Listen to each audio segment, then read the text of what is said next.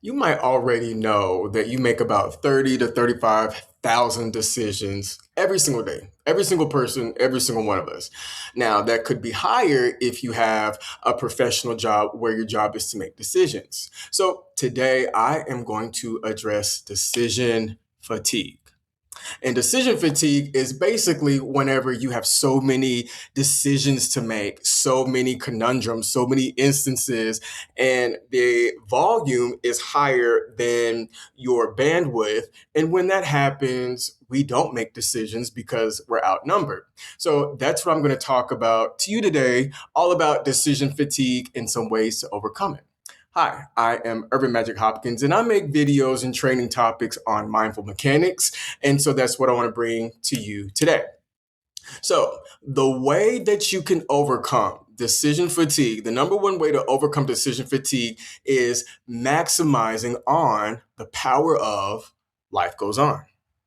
Life goes on and life goes on without you. So I do want to share a story to help you understand this concept of the law of life goes on. So a story that I have was 2 weeks ago.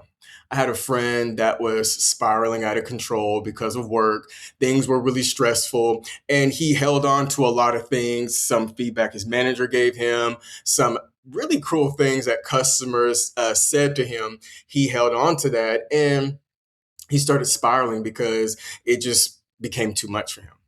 Now, I know this is like a regular cycle for him. So, about every 2 or 3 weeks, something always happens where he needs a week to recoup and recover, whatever. So, then in that instance, I was there, I was helping, I was talking, I was telling him everything. But after I ran out of, stuff for my bag of tricks, I was thinking that there's nothing more I could do. I shared all of my knowledge. Had a pizza party to lift up the mood, did a lot of things physically to lift up the vibration. And so once I did everything that I could, once I poured into everything that I know to do, I had to take a step back. All right. And so for about half a week, I was just chilling, kind of just, disconnected and let him do his thing. And so on the fourth day, I ran into him at the grocery store and he was right back to normal. He was happy that things with work worked out and he didn't need me. He didn't talk to me. I took my hands off and the universe worked that out.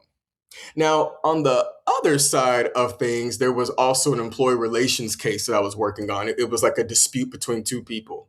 Now, I had mediation. We had all types of meetings, alternative dispute resolutions to work together. And over the course of weeks, these two employees were just like not getting along. And so I was tired. It was draining me. So I just kind of like left them alone for a week. I focused on working on a project and I didn't want to think about them. I didn't want to go there. So I did it. About a week later, somebody on the team told me that that case was closed. They met for dinner, they talked it out. And even to this day, things have worked out. Why? Well, it's because of what I just said of the law of life goes on. Now, that's beautiful. And on the one hand, it's advantageous for you. Okay. But on the other hand, the sword cuts both ways. It could be good and it can be bad. Bad. I say bad because nothing is ultimately bad. Everything works out for you good. So it could work out to be your greatest challenge or something that could work against you. So a counter story is I remember a couple months ago, this story just ended, but it started over a year ago. There was a place that invited me to have a booth to talk about the law of attraction at this conference that was happening out in Vegas. So I said no, and I kept saying no. They kept coming every other month. I would say no, no, no, no, no. And this went on for maybe about 10 to 11 months. And then, one day I was like out of my funk that I was in for a couple months. And I was like, you know what? I'm going to do it. So I reached out to them that they've been reaching out to me every other month. And once I reached out to them, they said, oh, sorry, we actually had another guy that did law of attraction at our summit.